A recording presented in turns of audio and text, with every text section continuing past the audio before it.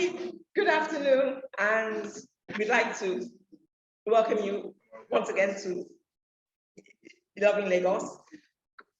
Good afternoon, General. We are delighted to have you here again. Some of you who have been here before will know that General was with us in January. A round of applause and a welcome to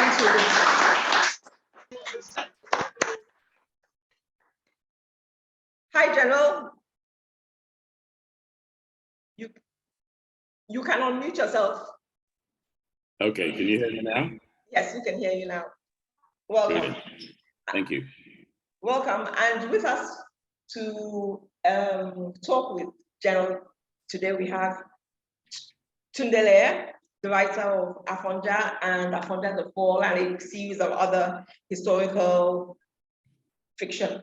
We'd like to welcome him too as our first guest speaker at Loving Lagos Ixola production. So a round of applause for Tunde Ajileye. I'll hand over now to the two of them.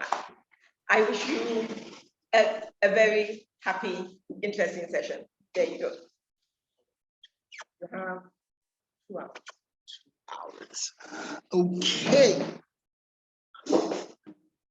Let me try to set this up. Okay. Much better. Good evening, everyone, and good evening, General, specifically. It's a delight to have you here, and it's a delight to be moderating this session. Good evening to the guests in the house. Thank you for coming and making it down. It's a follow-up to the January conversation on the January 15 coup, which everybody that studies Nigeria's history will agree was one of the watershed moments in Nigeria's history. If there is any other event that will be called a second watershed, it's the coup that we're about to discuss today. I always prefer to call it a mutiny, and this rather than a coup, and this is one of the things General will talk about today. So I look forward to a great conversation about this historic year, 1966, in Nigeria's history. Thank you for coming in. So the format of the conversation will be that General and I will be in conversation for about an hour, a little over an hour, 10 minutes, thereabouts. And then we'll take questions from the house and from listeners online for another 45 minutes. For those online, you can type your questions in the chat, or you can raise your hands using the raise hand feature when it's time to ask questions, and then we will take the questions. I'll always, as usual, enjoy us to keep the questions short and straight to the point. So without much ado, let's get into the conversation. So, General, this is a topic you're very familiar with. You've written one very interesting book on it. And I know that for the next work you're doing, this is also something that will form a background of it. So a good starting point for the conversation of the coup or mutiny of July 29, 1966, is to agree on what it should be called. Was it a coup? Was it a mutiny? And what was it a mutiny that became a coup? And what are the differences that each of these would represent? Okay, well, thank you very much, Tunde. And first of all, let me say a huge thank you to Lawan Adams and the crew at Loving Lagos for having the fortitude to ask me back after the January experience. Some would say that represents a triumph of hope over experience, but never mind. I am indeed honored. Second is to kind of address your question head on. And my answer is, it is probably the third of those options you gave me. It's a mutiny that turned into a coup. And here is the fundamental difference. A coup such as that that happened in January was designed to replace and take over the government of the country. What happened in July had no such lofty ambitions. It was a mutiny against the senior reaches of the armed forces, in the army in particular. And it was younger officers rebelling against the authority of their older officers. There was no clear, no discernible plan to take over the administration of the country as there was in January. The January conspirators had formulated a plan for what they were going to do when they got into power. The July conspirators simply just wanted to exact revenge for what they saw as the lopsidedness of the casualties in the January coup.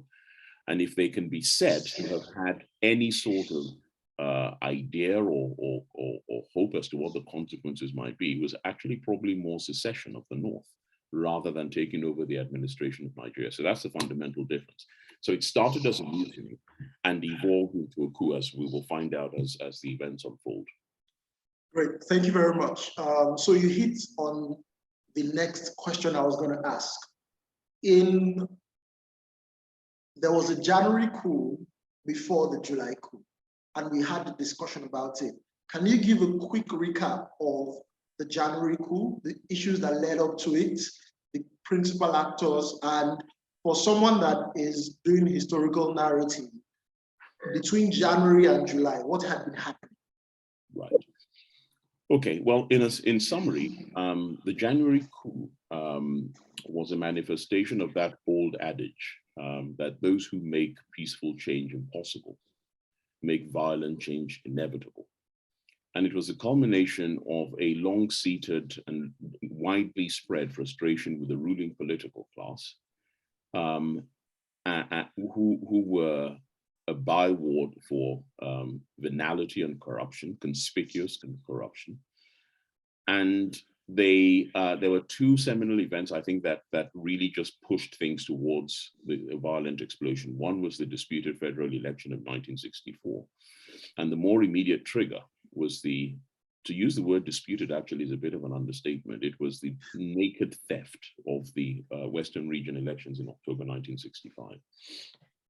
And so that's what inspired a group of young officers to seek to take over the government of the country, to overthrow the existing country government by force, because they were quite clear in their minds that it was impossible to get them out any other way. Indeed, the man who has become the synonymous with that coup, Chukwuemeka Nzogu, actually made it clear that, and he said this in a quote captured both on film and in print, that it is impossible to remove a Nigerian minister.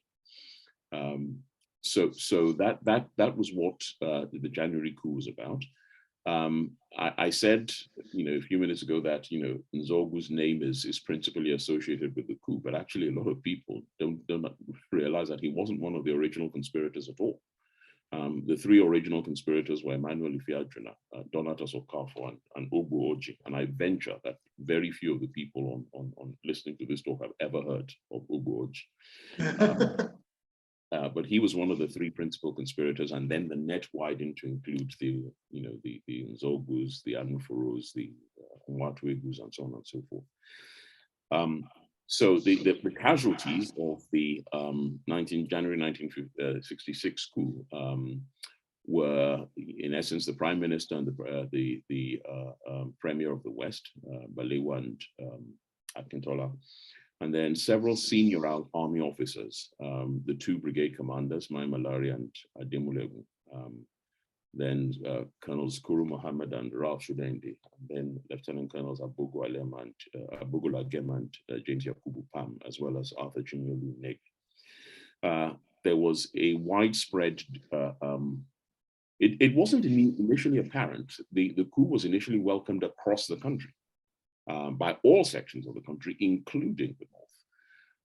But the bumbling ineptitude of the subsequent Ironsi government began to focus attention away from the change in the regime and actually focus attention more on the consequences of that change. There was a widespread perception that this was an Igbo coup designed by Igbos, executed by Igbos to remove the North from power and for the Igbos to kind of assume supremacy of the country.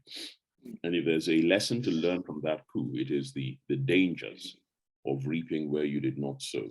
Because Ironsi took over the government, not having had been any involvement in the coup, and therefore arrived in office with no clear idea of what he wanted to do. That, allied with his own limitations, meant that the government stumbled from one crisis to another. And the end result was the July 1966 coup.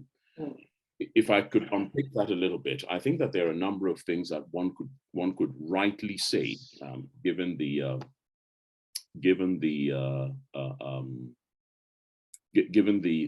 first part of the title of this thing, which is the causes.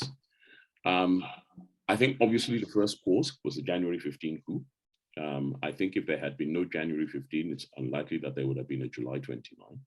Sure. But I don't think the January 15 coup by itself was sufficient, was the entire explanation. The principal outcome of January 15 that I think was if one wants to isolate the single most important cause, was the failure of the Ironsi regime to bring the January coup plotters to trial. Let me ask a question there. So this was the recurring issue that many of the mutineers in July raised. Do you have an insight into why you think it was difficult for the Ironsi government to have essentially brought the January coup plotters to book, considering the fact that there was an investigation, there was the submission of the investigation report in March that had clear recommendations, and then there was after that submission, there was the constitution of another, I don't know what to call it, another committee to consider the reports, the investigation reports headed by Conrad Nwao, I think, and that committee never got to sit, and there were just postponements and postponements. Correct. Why was the Ironsi government willing to try every other thing, including promotions for northern officers above and beyond where they should have been promoted, including, you know, all sorts of other things, apart from the core grievance of this northern contingent at the time? The short answer is what we describe in military parlance as a failure of moral courage. What the January boys did, irrespective of their motivation, was a clear violation of all the norms of military rule and law. In addition to removing and killing some politicians, they shot several of their senior officers, including occasionally some of their family members. When you allow illegality to remain unpunished, what you will do is you will set up a situation such as what we found in July.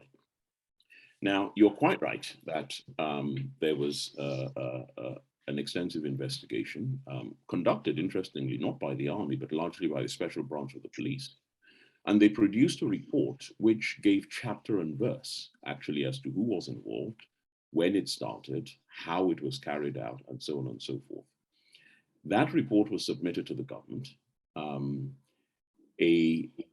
A subsequent, not quite a sitting court-martial, what I suppose in the parlance of subsequent coup would be called an SIP, a Special Investigation Panel, was then constituted under Colonel Conrad Nwao, as you say. But Ironsi was caught between a rock and a hard place. The conspirators were viewed, particularly in the South, as heroes who had rid them of an unpopular and corrupt civilian government. But at the same time, they had broken all sorts of military and civil laws.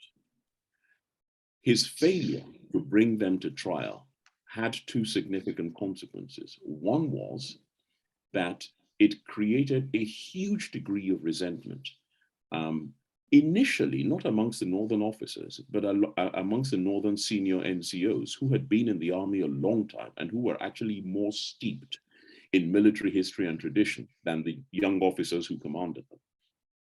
And secondly, by the growing band of young northern intellectuals, many of whom were the contemporaries of the young army officers.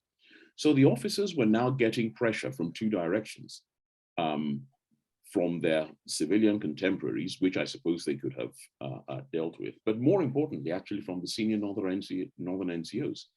And if Ironsi had tried those January coup plotters, that pressure would have disappeared. It would have absolutely disappeared. I think that was one of his major failings in military terms.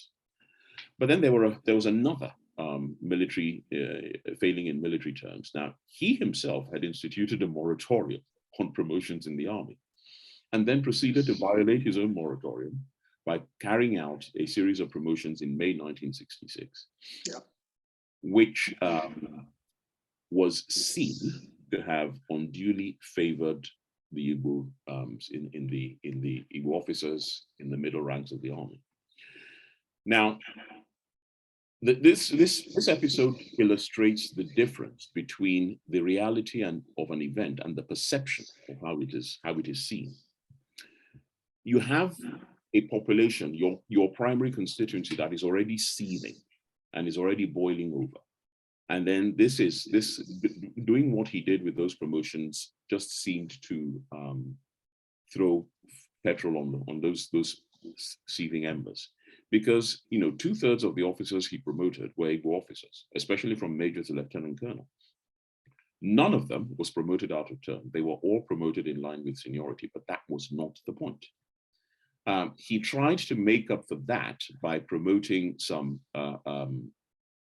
northern substantive captains, temporary majors, by promoting them to lieutenant colonel, 3 of whom leap to mind. One of whom was Murtala Muhammad, the man who spearheaded the coup that removed him, and Ibrahim Haruna and Muhammad Shua. But again, people often forget that there are other things here that are quite. There were at least 5 substantive Yoruba majors who were passed over who weren't promoted, including Obasanjo. Majagmolu being one of them. Obasanjo, Adekunle, Shotomi, Ayuariyo, and Rotimi. People also completely often overlook that there were at least 2 substantive Igbo majors who Ironsi didn't promote, Obienu and Chudisoke. So if you look at it in factual terms, actually it really wasn't that outrageous the way it was painted. But the trouble was that in the uncertain times, in the volatile times he lived in, he did 2 things wrong. One was that it was completely ham-fisted, and B, it was a complete unforced error because he didn't have to do it. There was a moratorium on promotions in place. So that was his second military error. But I think those 2 things, to some degree, pale into insignificance to the single most egregious political error he made, which was that Decree 34.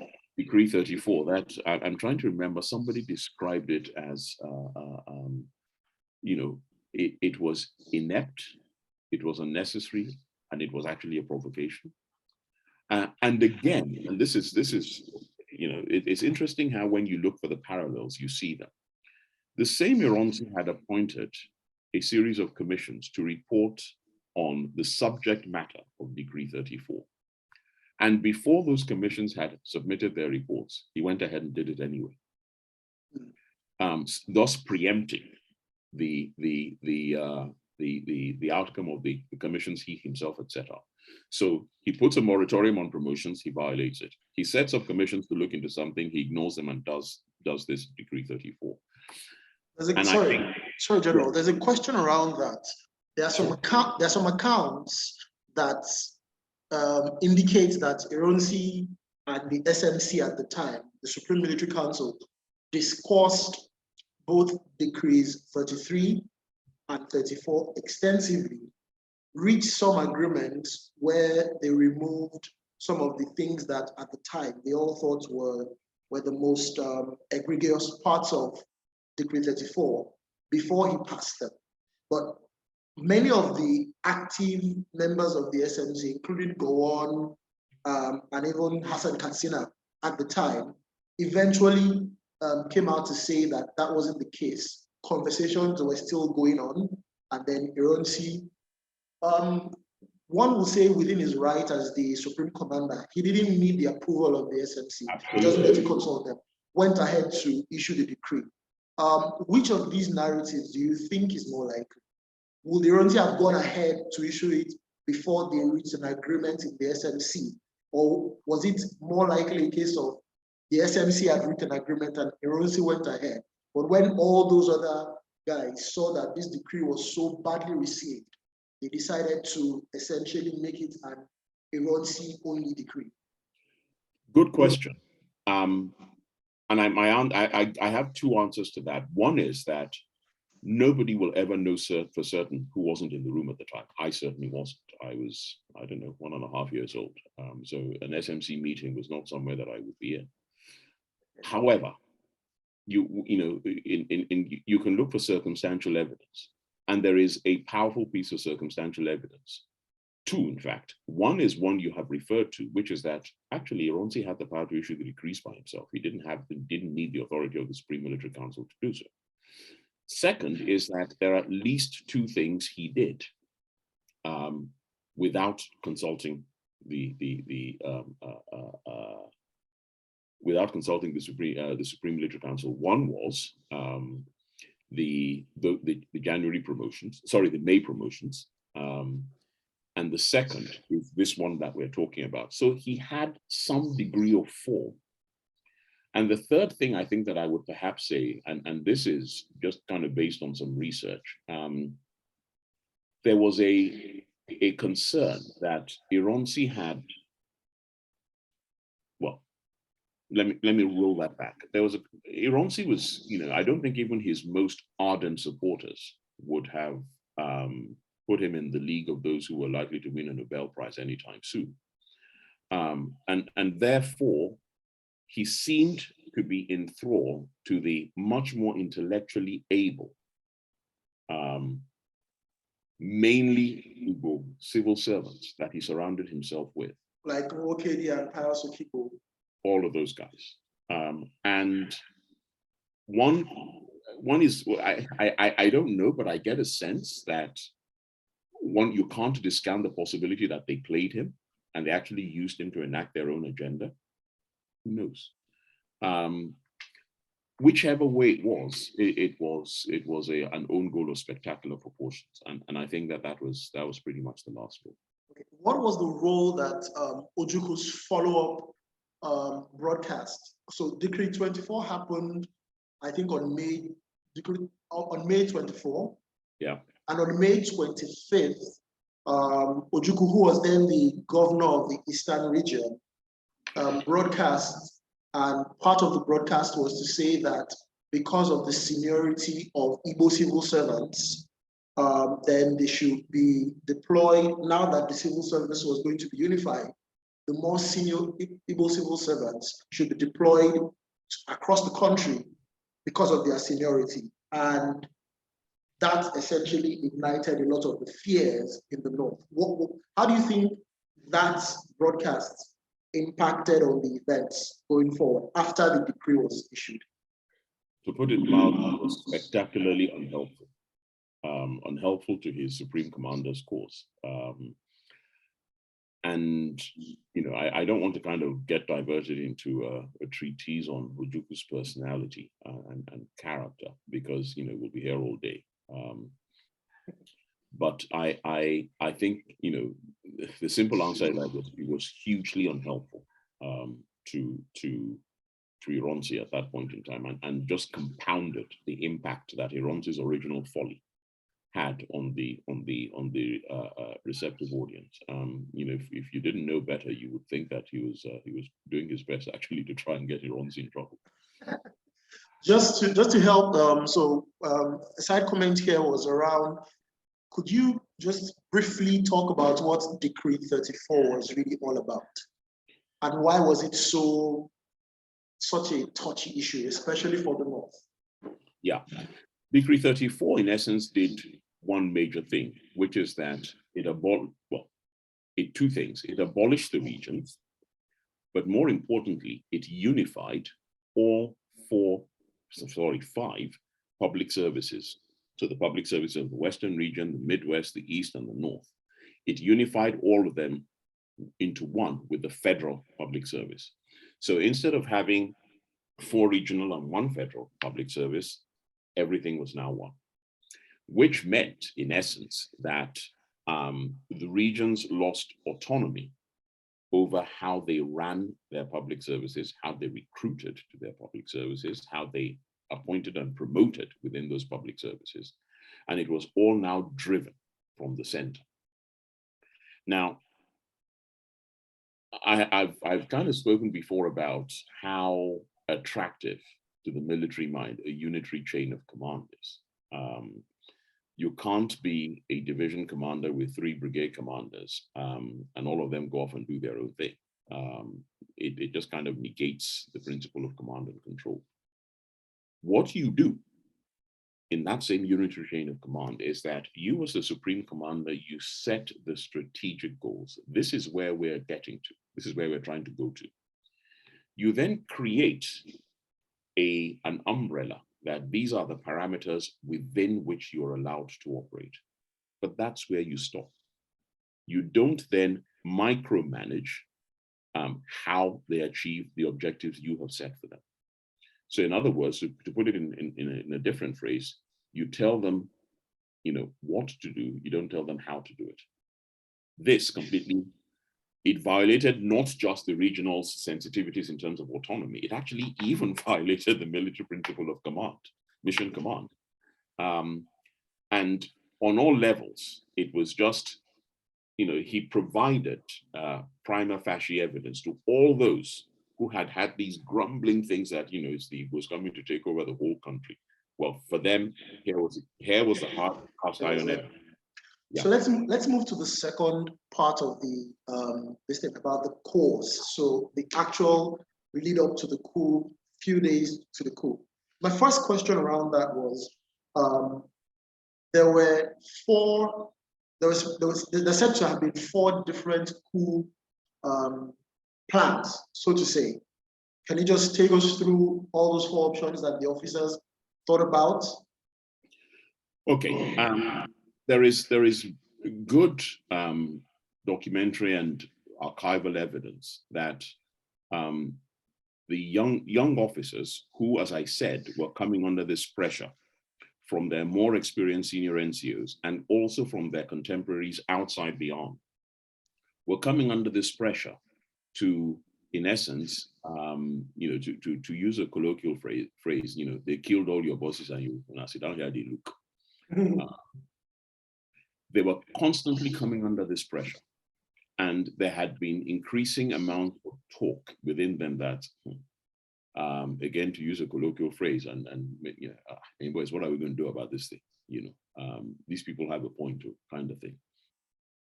Now, why I say actually that the pressure from the senior NCOs was a much more important one was twofold. First of all, they saw them every day. They didn't see their civilian counterparts every single day.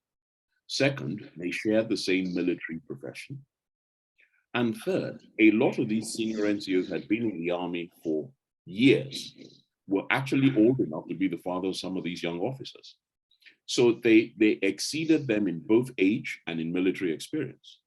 And anybody who's ever served in any sort of armed force anywhere in the world know that as a young officer, the last thing you do is get on the wrong side of your senior NCOs because they make your life hell. They are also a fount of knowledge and experience and can help you navigate through things that you might inadvertently blunder into. Anyway, so there was that going on. There are a couple of accounts I have read about a number of young officers who were on a platoon commander's course in Kaduna, one of whom if I tell you his name, you will say, well, yeah, I'm not surprised. Sani Abacha, as well as Gadunasko and Garbaduba, are said to have been the authors of an anonymous letter that was written to Gowon. In essence, who was the most senior Northern officer left after the events of January, saying, in essence, if you guys don't act, we will. And on your head be the consequences of what will happen. It's possible. My personal view is that even in these mad, crazy times, that would have been a big stretch, man. That would have been a huge, big stretch. But I don't know. And I don't think anybody will know for certain. But there was that going on.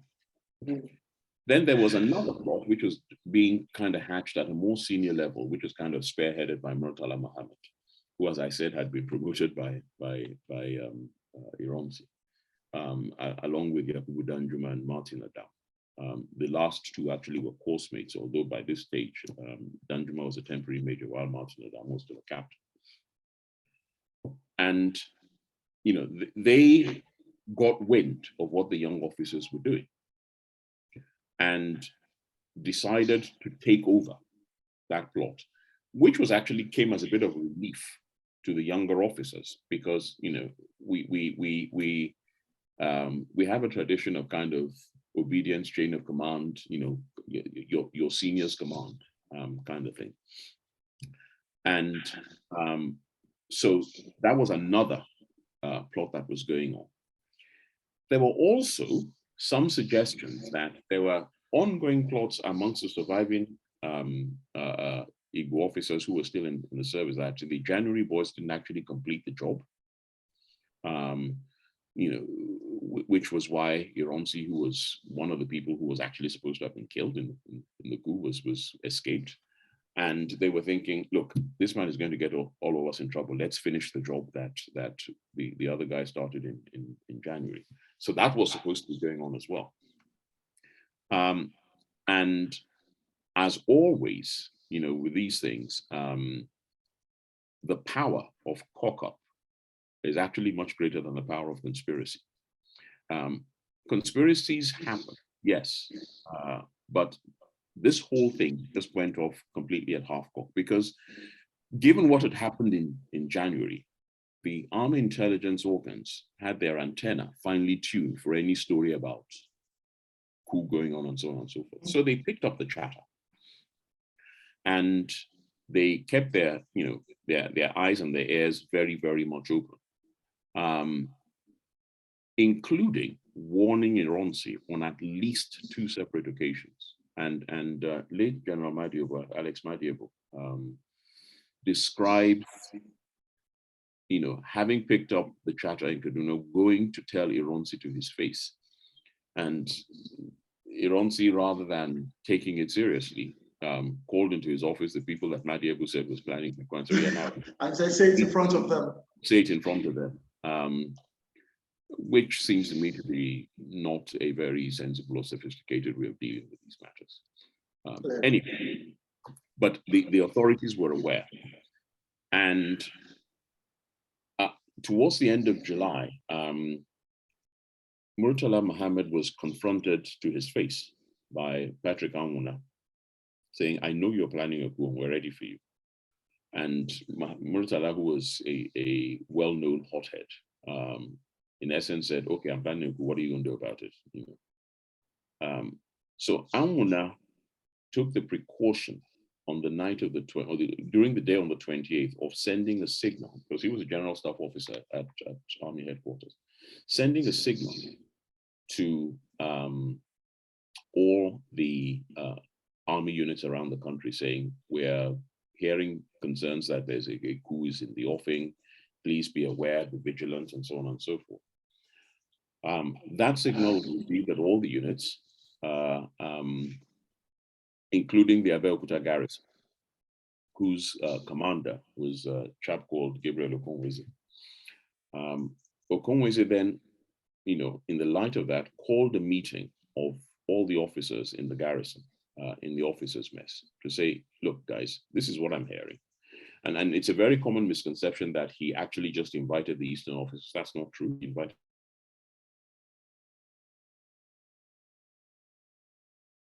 all the officers in the garrison who were from, he called them into the mess. They were having a meeting, and he said, look, this is what I'm hearing. Look, if anybody knows anything, tell me. I don't really want to go through that same rubbish of January again. And what we're going to do is that we are, and it was a very strange choice. He could have chosen to have actually done what David Ogunlewe did in Enugu, which was actually just lock the armory and keep the key so nobody could be armed. Instead, he chose to arm everybody. Everybody. I mean, I was going to ask about why he would make that type of choice in that scenario. I have no idea. I mean, but you see, look, hindsight is 20/20 vision. We can sit here with the benefit of 56 years worth of time having gone between then and now, and say, why the hell did you do that? But that's what he did. And so he sent an NCO around to kind of say, all right, get all the men out, arm everybody, and so on and so forth.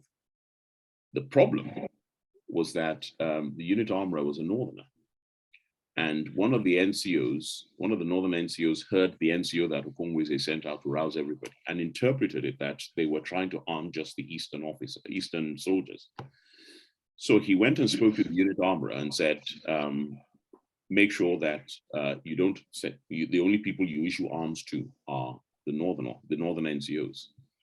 Anyway, northern NCOs then armed themselves, and with one of the northern subalterns, a guy called Pam Watkon, who was the younger officer of James Pam, who had been killed in January.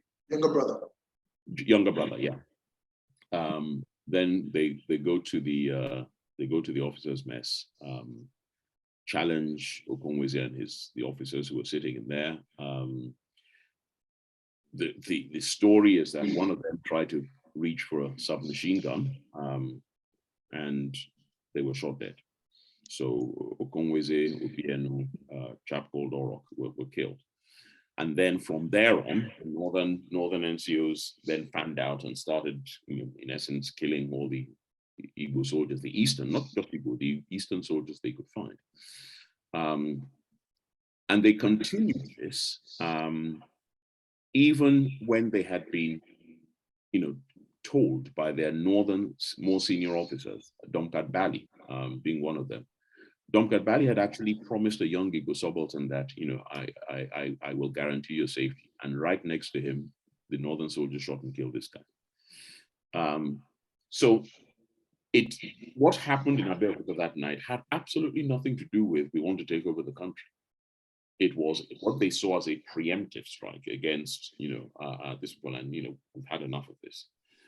So when the killing was pretty much largely done in Abeokuta, there was a young Igbo officer who came into the mess, a guy called Ogbonna, came into the garrison, and while all of this was going on, put 2 and 2 together and legged it, and went to a nearby police station and called both Abeokuta and Ibadan to say, look, this is what's going on. Unfortunately, the calls that were received in both Abeokuta in both Lagos and Ibadan from Ogbonna were by young northern officers who were the duty officers who actually were part of the conspiracy. And so they alerted Murtala Muhammad and Martin Adamu, who were in Lagos. At this point, Danjuma was in Ibadan with Ironsi because he was one of his staff officers. The person they contacted in Ibadan was a guy called Garba Dada, known as Paiko, was unit adjutant. He went and banged on Danjuma's door to say, Yawa don't gas for Abeokuta. That's it. And then the mutiny, it just escalated from there, with the killings that then subsequently happened in Lagos, in Ibadan, and in Kaduna.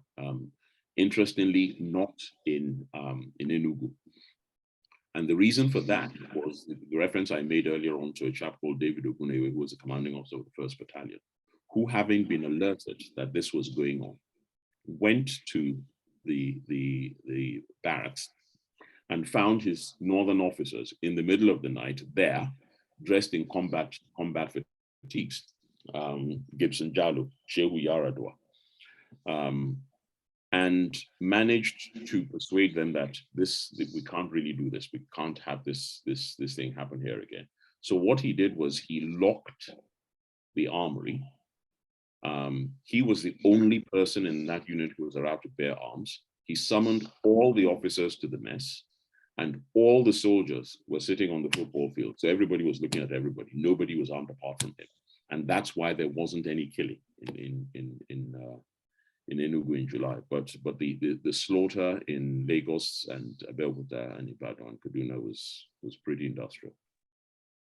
Thank you very much for that rundown of the events, broadly speaking. I'd like to ask a couple of specific questions. Sure. So at the beginning of the slaughter, was there any differentiation between people that were suspected to have been either involved in the January coup and all of that, and those that were not? Or was it just a general slaughter of anybody that was identified as having been from the eastern region or from the south generally? Okay, well, yes and no, short answer to the question, and I'll explain what I mean by that. There were a couple of officers, especially in Kaduna, who had been involved in the January coup, but for some reason had never been arrested. There was a chap from what was then what became the southeastern state, a guy called Ibik, and then there was another young officer called Waribo. And they were singled out because they had always been suspected as being part of in fact, they had taken part in Zogu school in the north, but they had never been arrested. So they were singled out. But then anybody who was, especially, and this was directly, particularly at the Igbos, but not exclusively so. The two officers I've just mentioned were not Igbos. There were a number of other officers who were killed who were Yorubas. So there's a chap called Adegoke. There's a guy called James Ordu who was also killed. So, but they targeted, in essence, non-northern officers and subalterns, particularly the Igbos. And then the hierarchy, I think, if one can use it in that way, was a primary target Igbo. Next layer was Easterners, and then the outer layer was anybody who's not. Southerners. Yeah. And it really was I mean, it was bloodletting on a horrendous scale, absolutely horrendous scale. So they made no distinction between whether you were thought to be part of the January coup or not. However, there is one important person who I think falls into this category, and that is Adekunle Faji, who was whose guest Yoronsi was on that in the early hours of the 29th. It's a widespread myth that Faji was killed because he refused to abandon his guest. I really hate to burst people's balloons, but that is just complete nonsense. Two of the people who oversaw the arrest and killing of Faji and Ironsi are on record as saying that Faji was always a target for elimination because he was widely believed, with good cause, I have to say, and I'll come to that in a moment, was widely believed to have been aware of the January coup and provided advice and support to the January 15 coupists. And this is one of those things where people suspect that something is true. The reason they suspect it's true is actually not true, but the belief is actually true. So for example, one of the things that they cited was that Faji had been in charge of an all-arms battle course in Abeokuta in December 1965, and the Northerners believed that this was a rehearsal for the January coup. It's complete nonsense. There were 20 people on the course. Only 2 of the 20 people who were in that course actually participated in the coup. And there were several Northern officers who took part in the coup. Who took part in the course, who had absolutely nothing to do with the coup. They may have had stuff to do with later coups, Ilia Bissala being one of them, for example. But they had absolutely nothing to do with the January 66 coup. So the reason why the Northerners thought Fadji was guilty was actually, the reason they thought he was guilty was wrong, but he actually was, because 2 of the conspirators subsequently said that he was aware of the coup and he had provided advice on how to execute it. And then very conveniently had disappeared off to his hometown in Ado-Ekiti on leave at the time the coup took place. So he had, his fingerprints weren't over it at all. And if the coup had succeeded, I don't think anybody would have ever known about it. But so Fadji was deliberately targeted for elimination, not because he was Yoruba, but because they believed, for the wrong reasons, that he was complicit in the January 1966 coup. Okay, so a few more questions before we open the ground for questions from members of the audience here and joining us on Zoom. While all of this was going on, there was a breakdown of, if you may, command and control in the army, where NCOs were refusing to take orders from Southern senior officers until their more junior Northern officers came around to give them orders. And that created a situation where some of the most senior Southern officers became wary about taking power. Do you think the Southern officers, Brigadier Okudipa in this case, Colonel Adebayo in this case as well, do you think they should have acted differently at that time? Or do you think they were constrained by the circumstances to have acted the way they did? Okay, well, first of all, I don't think Adebayo was in the country. Adebayo was in London. But the two Southern officers who were bluntly told by NCOs that they would, in fact, by privates, that they would not take their orders were Brigadier Ogundipe and then Major Mobolaji Johnson. Now, people, command is an interesting thing, and something that I spent 35 years of my life working with and studying. Your authority as a commander is entirely reliant upon the willingness of those who are commanded to accept your orders, entirely. Now, there are things that affect that willingness. One of the things that is critical, is that they need to have a belief in your competence. It's a saying, and I think it's quite an accurate saying. There is no finer bullshit detector on earth than a private soldier. They can smell bullshit from a mile away. Now, so if they're not convinced that you're capable and competent, your authority is actually going to be diminished. So that's in perfectly normal time zone. So here we are in this feverish atmosphere where and all the people who are refusing these orders were Northerners.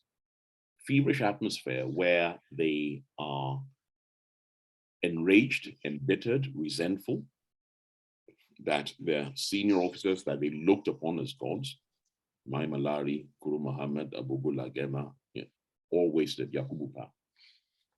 And the people who had done it were still walking around, or at least the people that they identified as being part of the people who did this were still walking around with no consequences. Bear also in mind what I said about the senior NCOs being the most vociferous drivers of this particular thing. Now, the pressure that a senior NCO can put on a young officer, okay, is child's play compared to the pressure he can put on a junior soldier. So those private soldiers would have been completely and thoroughly indoctrinated in this concept by their senior NCOs. Samanja, you know, Samejo say, Sergeant say, it's, you know, that's like God talking, end of story. So they got to a point, they made a realistic assessment that, you know, command and control had disappeared. You can sit in police headquarters, which was what they were doing, and, you know, wave your arms around and make all sorts of pronouncements. It's the people who need to carry out those orders who need to accept that. And I think Ogundipe in particular had a very realistic assessment that this ain't gonna work. Now, you can have different thoughts about, you know, how he subsequently dealt with it and so on and so forth. But I think his core assessment that I have lost control here is absolutely correct. I should also point out that Northern senior officers actually experienced the same thing, especially in the riots that happened in September, when Northern officers opened fire on their commanding officers, Muhammad Shua, such that he had to run away from the battalion. He'd taken over command of the battalion. That's in Kano. In Kano, yes, he'd taken over command of the battalion from Ojukwu when Ojukwu was appointed military governor of the East. So it wasn't actually a Southern officer thing at all. The RSM, when soldiers don't listen to an RSM, they might, you know, because the commanding officer is kind of some alien in a high tower. The RSM is the god, is the sun around which their lives revolve. When soldiers stop listening to an RSM, you have a major problem. So it happened to Northern officers as well. It wasn't just a Southern officer thing, but the bottom line here is that, which is, you know, the loss of command and control, it had gone. It had completely and utterly gone. And which is why I think that Ojukwu's insistence that as the next most senior officer, Ogundipe should take over in the absence of Ironsi was completely unrealistic. It's all very well. In fact, the Ojukwu who was saying this was not in Enugu. He was in hiding in. He was in hiding in Onitsha. In Onitsha. So you can actually say, you know, if you're easy like that, why you say no come out for where you did, you know. So you know, that insistence that, you know, yeah, it must be Ogundipe, completely disregarding the reality of the circumstances. So yeah, I think Ogundipe didn't really have much of a choice. Okay, so let's talk about the two key characters in that coup, or at least in the aftermath, in the coup and then the aftermath of it. One, both Northern officers. One was temporary Lieutenant Colonel Murtala Mohammed, who was the leader of the coup, and Lieutenant Colonel Yakubu Gowon, who eventually became head of state. Both these men, and there's a lot to say about both of them, but in terms of their interaction, one, you know, was first negotiating with the coup plotters on behalf of the government, and then eventually was, some say, compelled to switch sides. Their actions at these times, how would you assess their actions and the outcomes that their actions created? Okay, well, go on. There's one particular issue to do with Gowon that I don't think anybody has actually ever properly addressed, in my view. And it is this story of his having, whilst, you know, Danjuma and the rest of the people were at State House trying to arrest Ironsi and Faji, he telephones to try and reach Ironsi. Danjuma answers the phone. Gowon asks him whether he's heard what's happened in Abeokuta. He said yes. And then Danjuma's next words are, "We are here to arrest the Supreme Commander." And the subsequent conversation does not say anything Gowon does not say anything along the lines of, what the bloody hell do you think you're doing? You know, my friend, will you leave the place right now? And none of that. Instead, he asks Danjuma, can you do it? And Danjuma says yes. And then Gowon says, well, whatever you do, make sure there's no bloodshed. That has always struck me as a very bizarre conversation. Now, as the chief of army staff, Gowon would have known of all the rumors about, you know, a coup. And the directive that was sent out, the alert warning order, as it were, that was sent out from army headquarters to all the units, would have been sent in his name. Because no staff officer will send an officer, will send a warning order like that. It will always say, you know, PA Anguna, Lieutenant Colonel, GSO1, on behalf of the chief of staff. That's what it will say. He will not do it on his own behalf. So it just seemed to me a very bizarre thing to have said.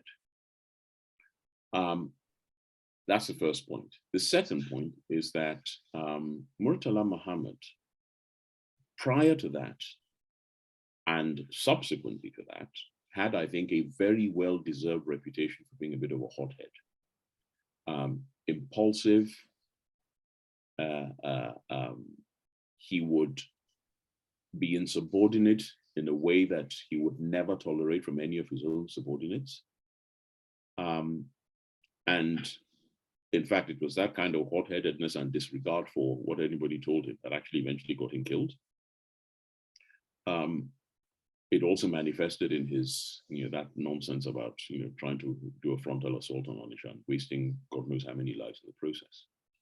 But leaving that aside, so we have this situation now where Gowon has been sent by Ogundipe, who at this point still constituted the established authority, to negotiate with the rebels, Danjuma, Murtala Mohammed, Martin Adamu, who are holed up in Ikeja. And he gets there and finds actually that, as I said earlier on, these guys actually weren't interested in taking over the government. All they were concerned about was the North to secede. And so there was back and forth about this, that all sorts of strange actors weighed in, permanent secretaries, British High Commissioner, the American ambassador, even the judge. Anyway, eventually,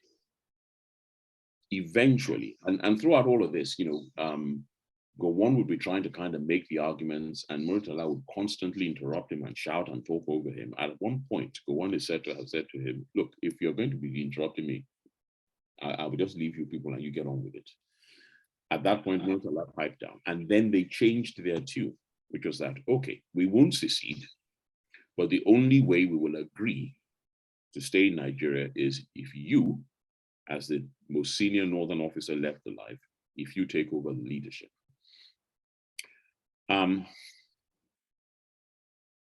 There's pretty good circumstantial evidence for all of this, because there were many people who were present during all of this. Now you put that together with that bizarre conversation I've just been talking about, and you know, the one that Gowon had with Danjuma in Ibadan, and you ask yourself, you know, this thing called the possibility of power. It can be a very potent and intoxicating thing. I think the same thing happened with Roms in January, when absolutely. The idea, I was going to make that parallel. Yeah, the idea that maybe I think won't be the head honcho here. It can be incredibly intoxicating, and I don't know for sure. As I say, I wasn't there, and you know, there are limitations to what you can get from. I mean, I have spoken to a couple of people who were around at the time, but I don't feel that I know enough to be absolutely certain in my assertions. But I think that in both cases, that's probably what happened. The other thing, interesting thing, is that I don't think either of them actually knew what they were getting into. You know, and maybe after a kind of a few months, they were thinking, yeah, man, this is no easy like that. But but that's my opinion. That's that, and I have to I have to distinguish what my opinion is from what I believe the facts to be. This is my opinion. Okay, I have 3 more questions, and then we can go. So there was a pattern that replayed after the January coup, that also replayed after the July coup. And this pattern was that the governments that took over refused to announce to the public with certainty the fates of the victims of these coups. In your view, what was driving this behavior? Because that created the atmosphere for all sorts of fantastical rumors. First, that drove people into the July coup, things like how brutally the prime minister was murdered and how alcohol was poured on him and all that kind of thing. And it created the situation where people were saying Igbos were recording jubilant music and all those kinds of things. The same thing was done by the Gowon government, where the deaths of all of the victims were not announced. What do you think the rationale is for that behavior, considering the impact of the behavior of the general public? I think that is one of the best examples of why soldiers should never be running governments. They failed to learn from the same people who had been on the receiving end of this blackout in January did exactly the same thing themselves when they were in power. And you begin to wonder, man, can you not see that this is the sort of thing that actually triggered you to do what you did? And now you're doing it as well. Even if you don't learn from that particular lesson, aren't you even worried that in the same way as what they did to me triggered me, by doing the same thing, might I not be triggering somebody else who come after me? I don't know. I think there was a combination of they particularly more in July. They were very worried because the early days of the Gowon regime, he did not have authority over the army at all. His orders were regularly disregarded. There is the significant episode of somebody, Major Akintunde, who was a provost marshal, who had been sent personally by Gowon from Lagos Island to Ikeja, was stopped and shot and killed by Gowon's own soldiers on Carter Bridge. That's the extent to which ordinary soldiers were prepared to disregard the commands of the CNC. So to some degree, in the early stages, he didn't have a complete grip either. And I think there must have been an element of being afraid that announcing those deaths would have just kind of like been petrol on the fire. I personally don't see it myself. I don't agree, but it's the only charitable explanation I can think of. The less charitable one is that they needed to grow a pair. Okay, so they need to grow a pair. So the notorious 4th Battalion of Ibadan was seen as not the kickstarting point, but it became the point where some of the worst things happened from that coup. And to try to counter this, the officers were essentially posted out of Ibadan into the north, into different cities in the north. And it was as if, as these officers went, they took that behavior, and that was what sparked the September riots. And then that led to the pogroms and all of that. So I'd like you to speak about this, about just why the 4th Battalion was that way, and then after the posting and the September riots and what they represented as sort of an immediate consequence of the July coup. Well, the 4th Battalion had a unique position in all of this because they were the only battalion who had lost their previous 2 commanding officers in the coup, in the January coup. So Kuru Mohammed had been the previous CEO, and he was succeeded by Abubu Lagema, and both of them are now dead. So their immediate past two CEOs had been killed in January 15. And they were seething. They were absolutely seething. So much so that Lagema's 2IC, Macaulay Nzefili, who had been posted to take over as CEO, the northern troops refused to accept him as their CEO. And eventually, Gowon had to replace him with Akahan, who subsequently became a chief of army staff and died in a helicopter crash in the early days of the war. And that is yet another example of this loss of command and control I'm talking about.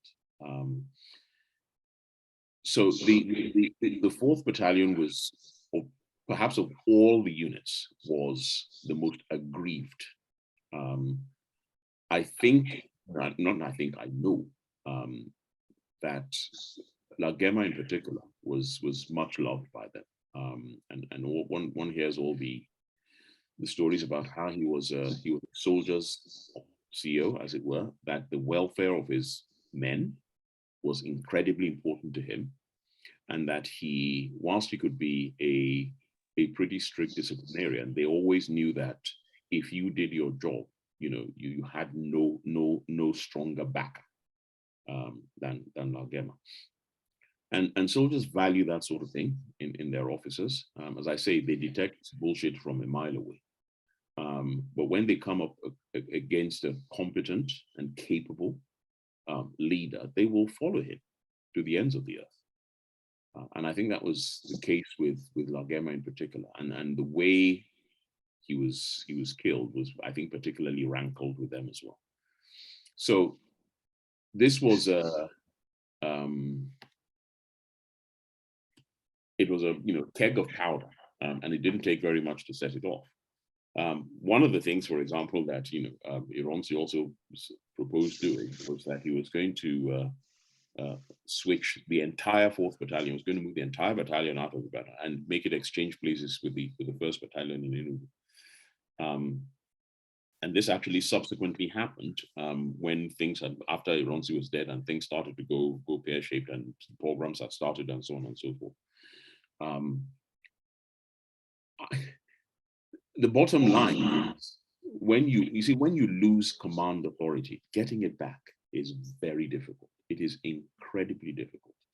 And I think that the leadership of the army and in effect the country in those days really didn't have that command authority, and therefore their writ really did not extend much beyond the gates of the Dam barracks, at least for several months. Okay. So I said I had 3 questions, so I had asked one. The next one I had is around this coup and then the pogroms were the 2 big things that led to the civil war in the next year. Do you want to draw the lines from the coup to the civil war just quickly? Absolutely. I mean, I have absolutely no doubt that the July coup was a milestone on that kind of road to war. And what fanned the flames was the face-off between Gowon and Ojukwu as individuals. Now, as I said, Ojukwu was insisting that Ogundipe as the next most senior officer should take over. When it became clear that that was a pipe dream, he then said, well, okay, in the absence of Ogundipe, that Commodore Way should take over. And everybody was looking and thinking, as Way himself rightly pointed out subsequently in Abuja, if these boys won't take orders from their own army officers, how are they expected to obey me, a naval officer? So Ojukwu never accepted Gowon as Supreme Commander because he said he was not informed, he was not party to the decision. That's not true, actually. He was informed, he just didn't agree to it. The other thing that provided some degree of animus, well, two other things. One was that, here's Ojukwu, public school educated, King's College, Epsom, degree from Oxford, very English speaking, kid from an incredibly rich family, silver spoon in his mouth and so on and so forth.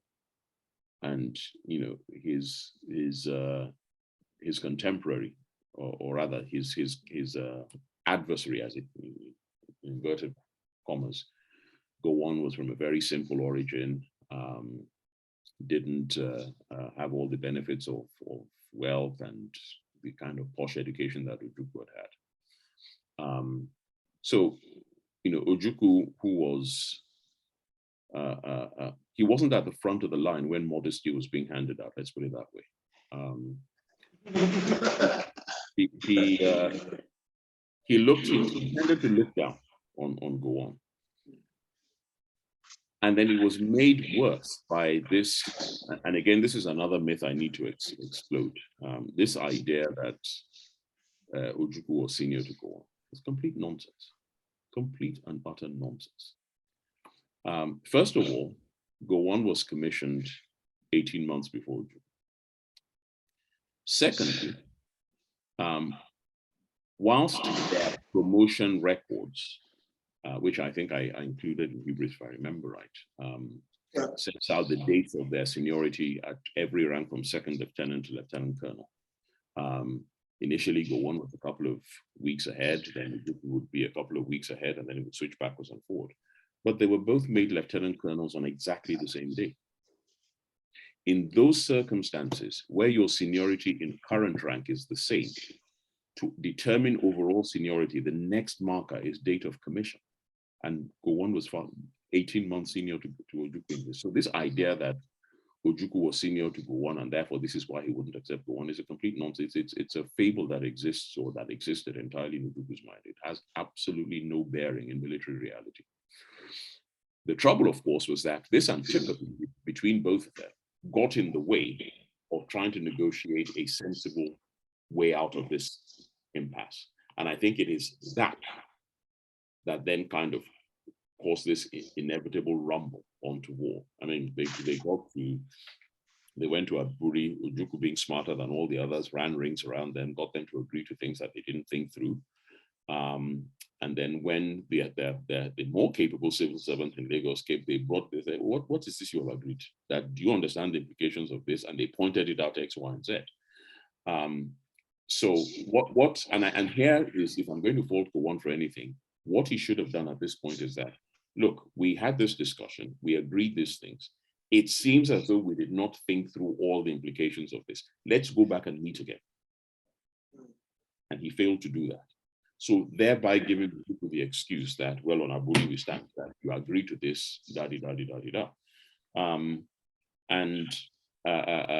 subsequent efforts, decree number 8, which was promulgated after Aburi, which in essence, and I've said this before, and there are other people who kind of go on about, well, if you negotiate an agreement, then you must stick to it, and so on and so forth. Yeah, in most cases, I agree with that. Decree 8 actually gave Ojukwu pretty much 80% of what he negotiated in Aburi, and he refused to accept it.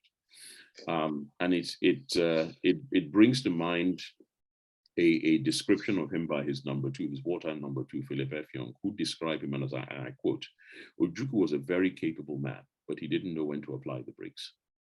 And I think this just really... He didn't know when to what? Apply the brakes.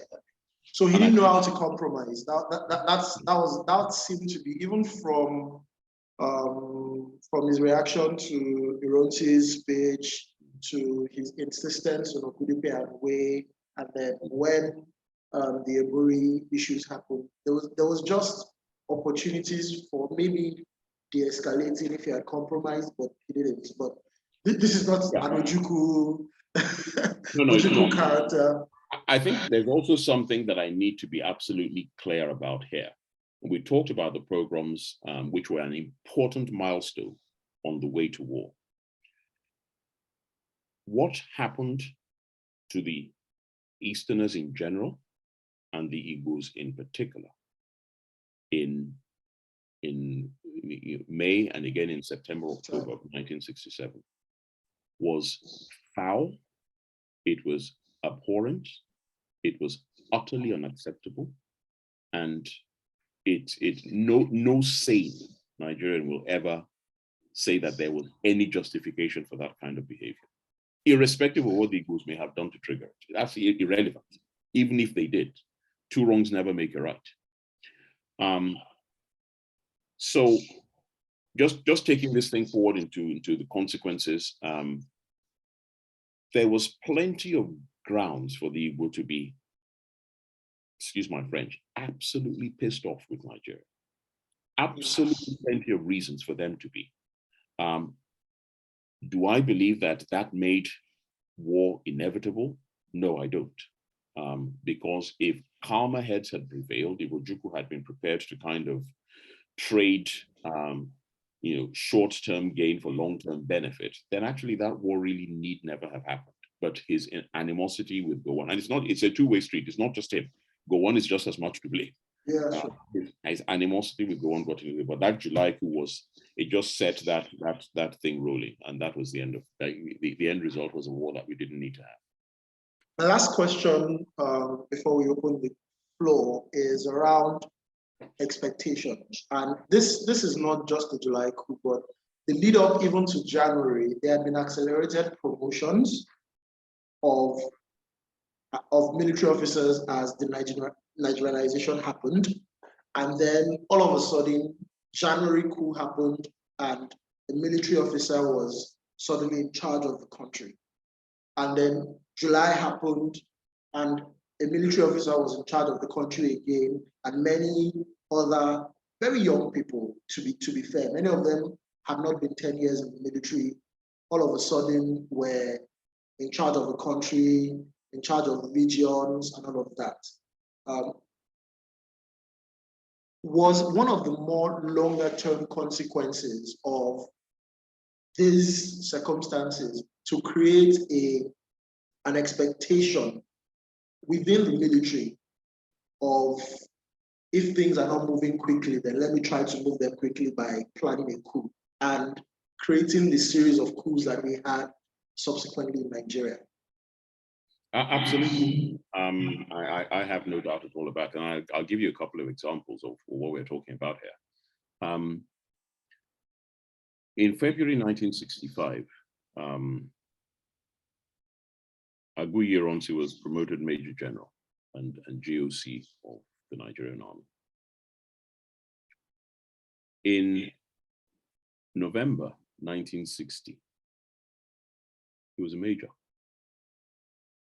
and was promoted acting lieutenant colonel to enable him take command of the 1st Battalion deployed to the Congo operation. But he was a substantive major in November 1960.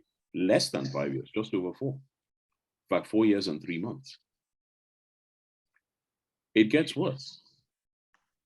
Yakubu Gowon became head of state and ruler of the country on the 1st of August 1966. He was 31 years old. He had never commanded anything larger than a 30-man platoon.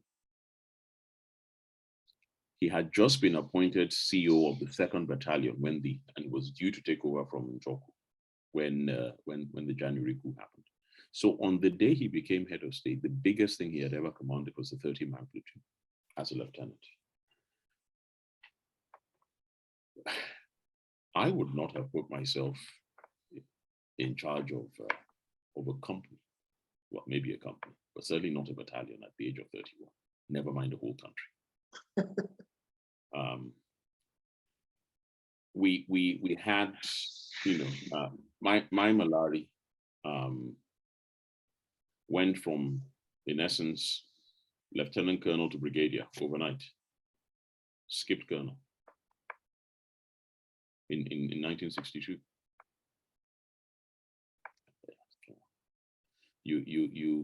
There's a reason why you are expected to develop a degree of professional experience, professional competence before you are given the responsibilities that match those ranks. Didn't happen.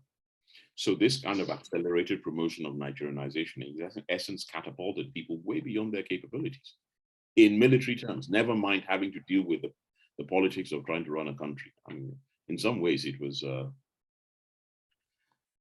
disaster waiting to happen, and it did happen, and it's still happening, because we're still paying the consequences of those 50 years down the line. Okay, thank you very much. Those are my questions. Hopefully this has been enlightening. At this point, we will start taking questions. So for those that are on Zoom, there are two ways you can ask your questions. One way is to type it in the chat. The other way is to use the raise hand feature on Zoom, so that I'll see that your hands are raised, and then I can call you. At that point, you can unmute, ask your questions quickly, and then the general will answer. While the guys on Zoom are trying to sort those. Tunde, sorry, can I just ask for a minute to just nip out for a second, yeah? 1 minute. Okay, that's fine. So let's. You know, men of a certain age now. Sure. All right, give me 1 second, please. Thank you. That's fine. So let's prepare the questions. I can see one hand raised and one question, and there's a hand raised, two hands raised here. Okay, so we'll just wait for General to come back, and we'll get. I remember my father announcing the January 15th. January 15th. And the July 29th coup, I was in secondary school in Mokola, at border. You're at the heart of it. I was in the heart of it when it was skills. I remember all of that. So, yeah. So because my daughter is saying, am I so keen to ask questions? I say, yeah, I lived through it. At least. That must have been. I mean, while we're waiting for General, so I can ask. I said I can ask the civilian population at the time. What was the general feeling, especially the January 29th? Those that. No, January 15th, in July 29th. July 29th.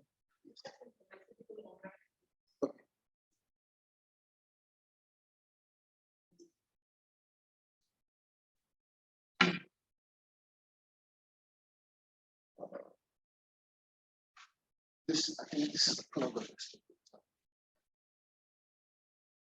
Well, the challenge is, I really can't answer that question because I'm only 14. You know, so I wasn't really. I mean, probably a sense of. I think I can the January 15th coup, I don't remember much. I know I was on holidays. I remember my father coming to announce it. Of course, it was a novelty, you know. So I don't really remember much sentiment beyond that. But the July 29th, as I said, I was in the boarding house, right next to where a lot of this was happening as well, next to the barracks. I don't know battalion. Fourth battalion. Was that the fourth battalion? Okay. All right. Infamous one. Yeah. But can I ask my question then, since I'm holding the mic? Yes, you can. I just need to be sure that this is working, so the sound can go into. Is it okay? Okay, please go ahead. So we're taking the first question. Please just say your name. Okay, my name is Dr. Gossett.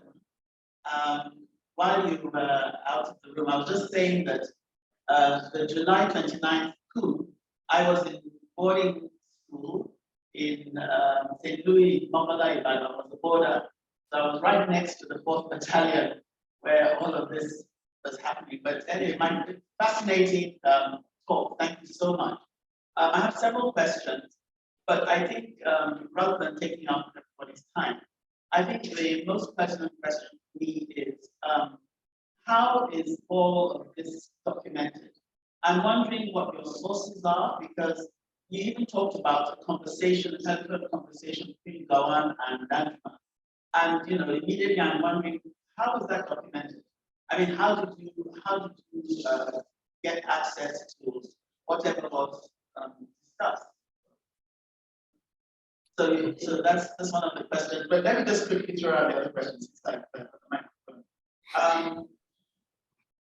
When you talked about the failure of the command and control, where junior officers refused to obey seniors, I was wondering why, what happened, and what are the consequences? Were there no consequences? Because I always believe that the army was, an absolute obedience type of thing. You don't question. You just, even wasn't that what Fela was singing about Zombie?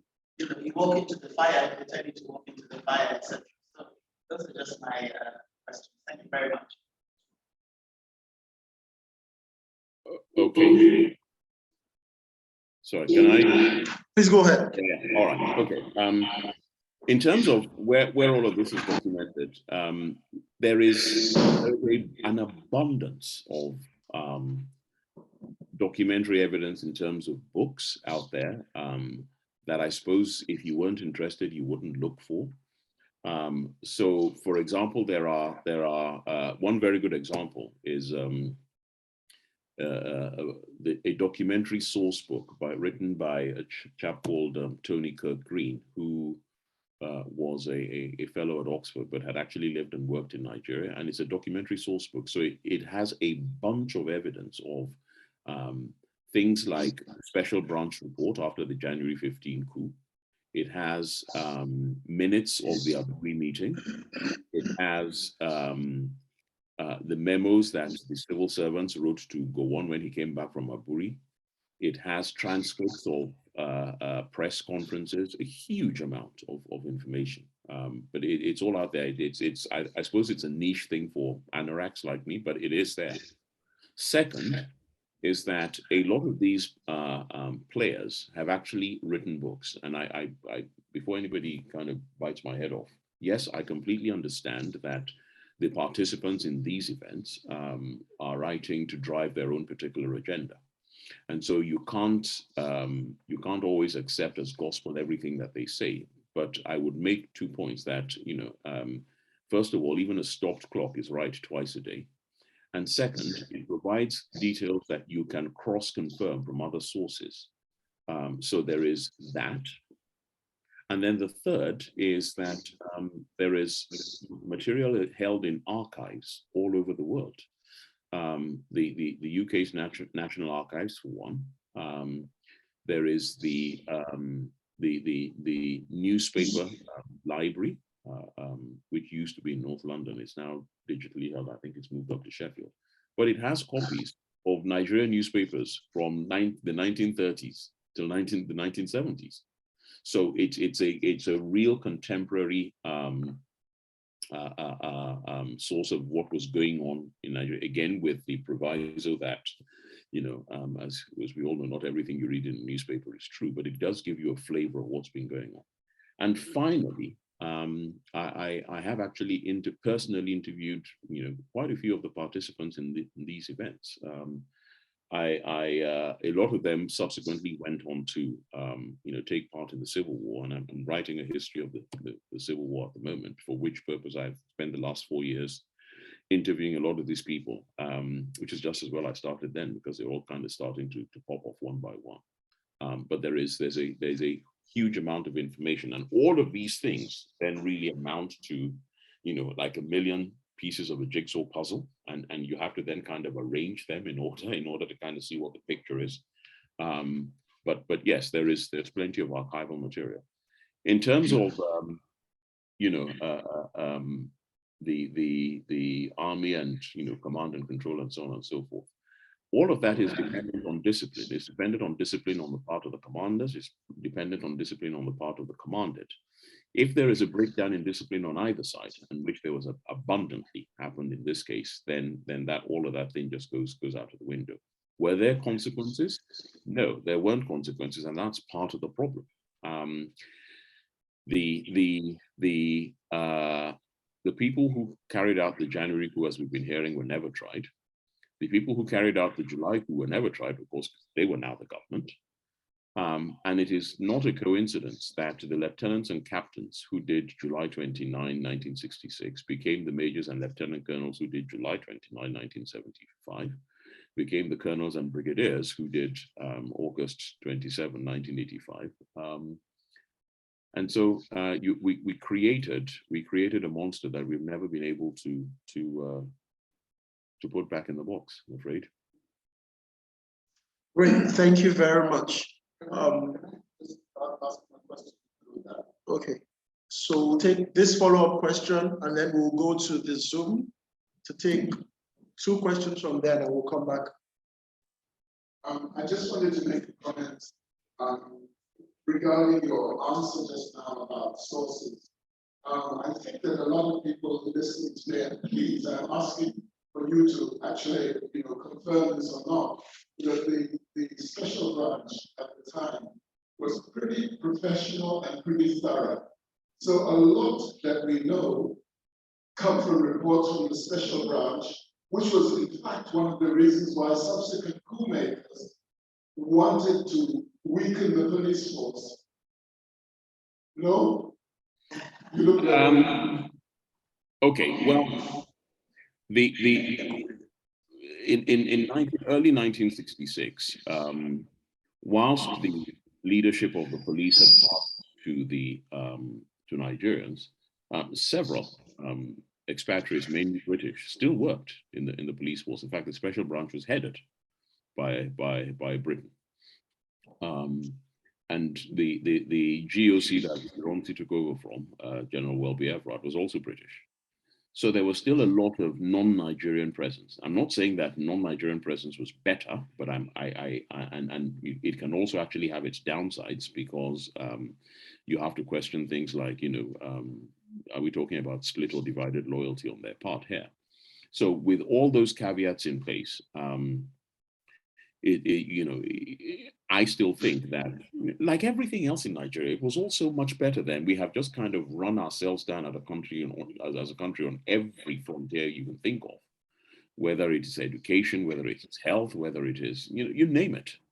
We've just kind of run ourselves into all sorts of blind alleyways, because what we're also concerned about what we can gain from the system, that the system itself can go hang. So there is still, having said all of that, it would be a foolish person who believes that even in the present chaos, the organs of government, particularly intelligence and security organs, and I know it's difficult to believe in the current climate, but when they want to pull their finger out, they can. And for those who doubt it, go and ask Sunday Guru. Or Nnamdi Kanu. Thanks a lot. So while I said we'll go to the Zoom, but our host for today has a question, and you'll permit me to take this question before I come to Zoom. Thank you. Thank you, Tunde. Good evening, General. Always a delight to have you in the house. And well, let me just go straight to it. I'm doing this on behalf of the majority of our followers. They don't have such in-depth knowledge anymore. And that's exactly what we're trying to do, to let them know a bit more so they can, we can help guide their thoughts moving forward. So I would ask if there's still time for that, or maybe now, or maybe after I take more questions. Please take us through the key events and timeline of events, starting from that 28, just key things, and adding your own thoughts to it, because that's very key as well. If there's still time for you to wrap that up, it will be very useful for our followers. Thank you. And before I close, today please talk about your books as well. And the General's book as well, and the one that's coming up. Thank you. That's fine. Can I suggest that we do that after we take the questions? Because that's a good way to wrap. I agree. Okay. So I'm going to read out one of the Zoom questions, and then we'll take Mr. Vincent after that. So there is a question. That's me presuming that it's a Mr. There's a question from Deji Hastrop.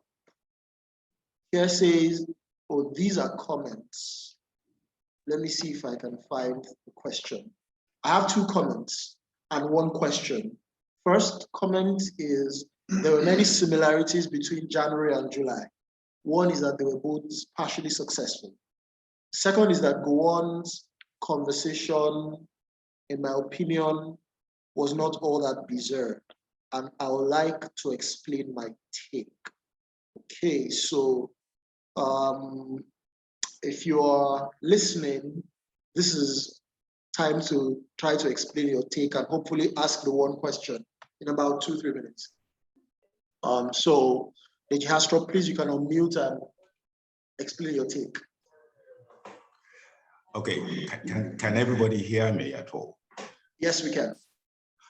Great. First of all, I must say a huge thanks to both our host and the guest speaker. It's been excellent evening for me. I'm speaking from South Africa, so I'm 1 hour ahead. So as I said, the January coup and the July coup, the more I have studied it, I have just finished writing a book, so I've been studying both. They're so similar in many respects, and as the retired General Akinkunmi said, it's unfortunate that not much was learned from January to help the July people. But the most important thing is that Nzeogu's coup was never really successful because Ironsi aborted it. And the Murtala Mohammed coup was never really successful because Ojukwu refused to accept the outcome. At least you could say that it wasn't successful until the Civil War because Ojukwu never really accepted the outcome of that coup until the end of this Civil War. So I wanted to say that. But my comments about the conversation between Yakubu Gowon and Danjuma is that, for me, it seems that the more I break it down, the less bizarre it sounds to me. Because he had actually asked to speak with Hillary Njoku. He expected that it was Njoku that would pick up the call. But here was a strange man on the other line. And he had to ask, who are you? And that was when Danjuma said, who am I speaking to? And then he said, well, you are speaking, this is Yakubu Gowon, who are you? And then Danjuma said, oh, Rankadede or something like that, and that this is Danjuma, you know. And he was taken aback by that. He says, so where's Njoku? And he said, well, Njoku is not here. And he says, but what are you doing there? Where are you? What are you doing there? It seems to me that Gowon was simply baffled at the thought that it was Theophilus Danjuma that was speaking to him on the line.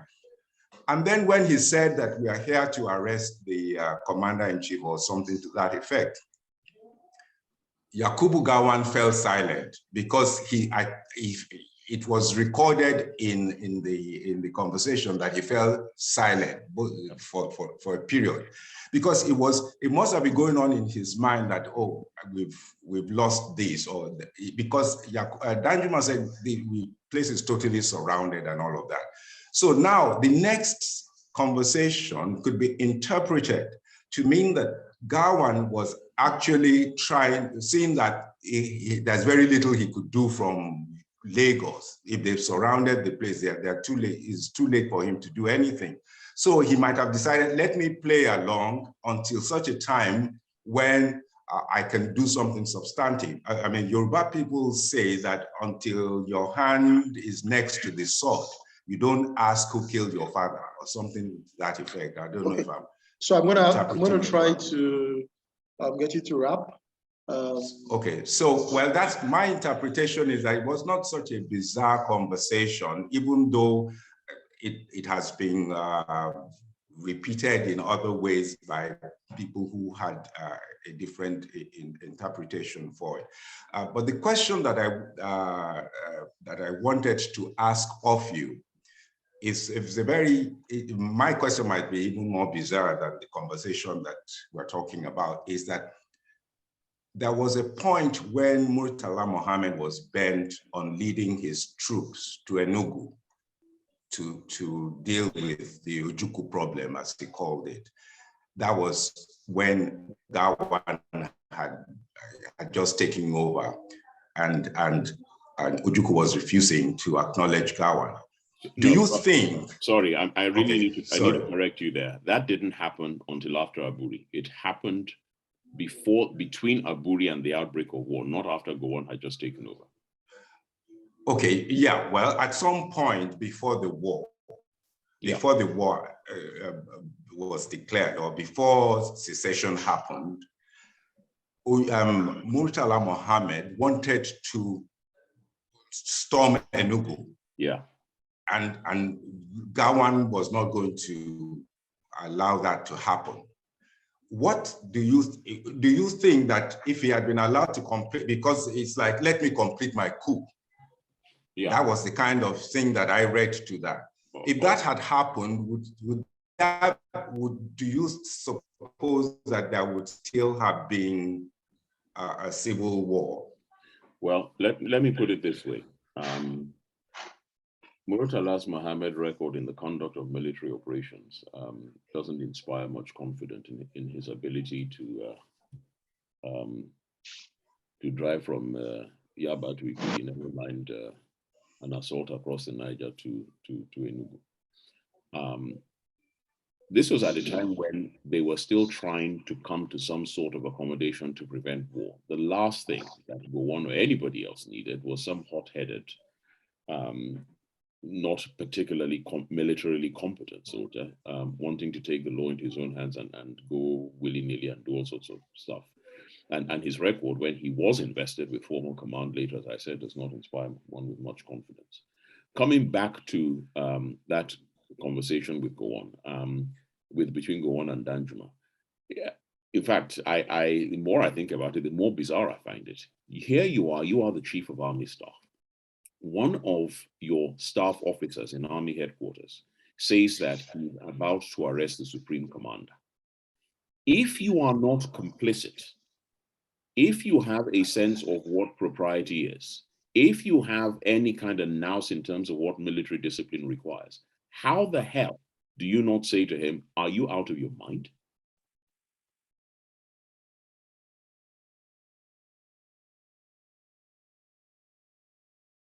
The end. The end. Okay. I thought you were giving us a Gowon pause.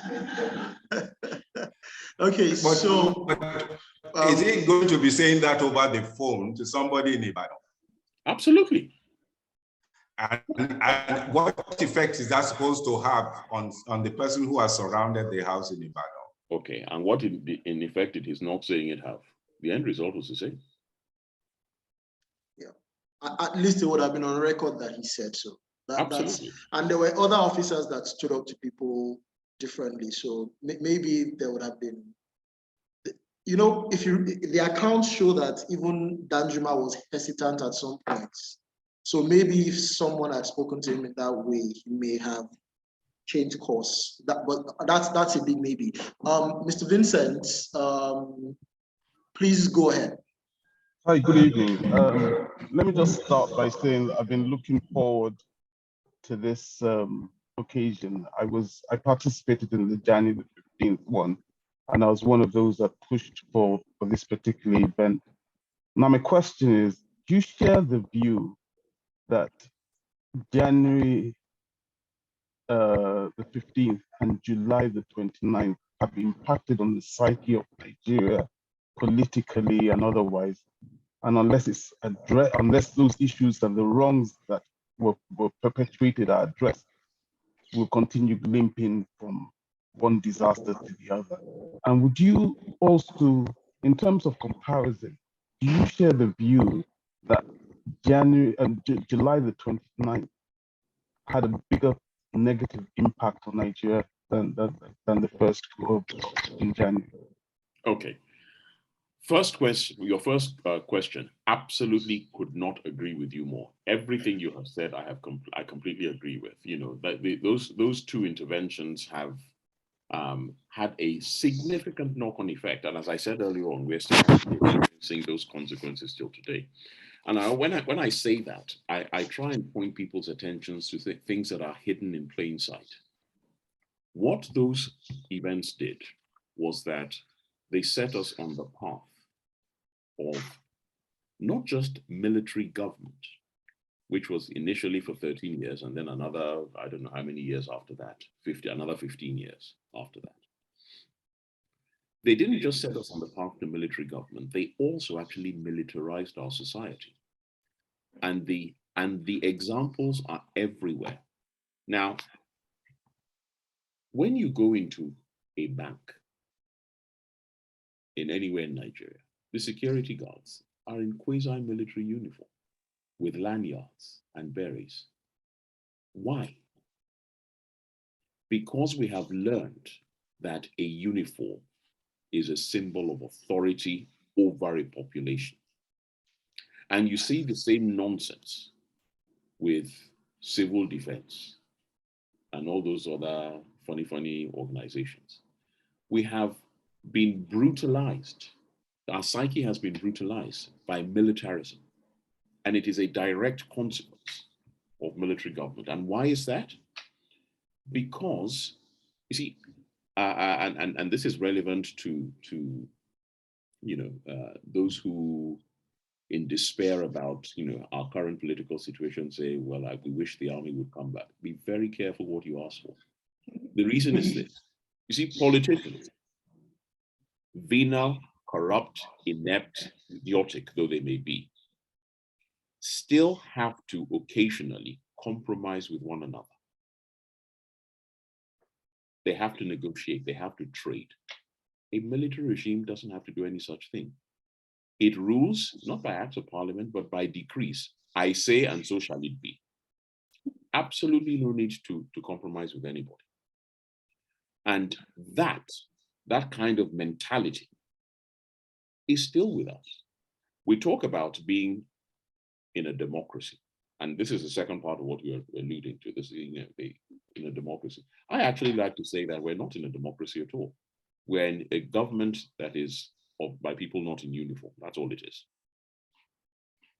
And it is no coincidence, in my view, since the onset of so-called democracy, which is, by my rudimentary maths, is about 23 years. 15, yeah, 15 of those, going on 16, have been headed by soldiers, not just soldiers, former military heads. Generals, yeah. In a country of 200 million people, we can't find anybody better than as and you know, one of them is my boss, not the current one, the previous one, is my boss, and you know, as he's very fond of describing both of us, Aluku Soja. You know, can we not find anything better than that? So the knock-on effects are still with us. And I will just add one more thing. We in a military regime, irrespective of what is going on, you still have some sort of executive power that resides in the soldiers, the Supreme Military Council. Also, it's quasi-legislative, but actually it's pretty much executive. The judiciary never went anywhere. Yeah.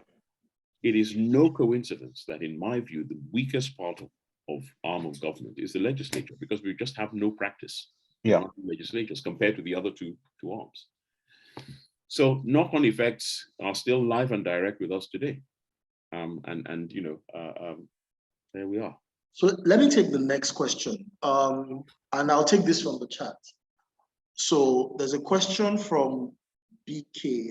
I'm not sure what the full name is. Okay, Ben Keshiro. Yeah. The question is, in January 1960, the Commonwealth heads of government meetings held in Nigeria, quite literally days before the January 15 coup. To what extent do you think foreign states were complicit in intelligence sharing that could have prevented the ensuing carnage? Balewa was 66. 66, yes. You corrected it, Ben. Hi, how you doing? The Balewa was warned, both by British intelligence and by Nigerian intelligence that this thing is brewing. He can't say he wasn't told, and he declined to do anything about it.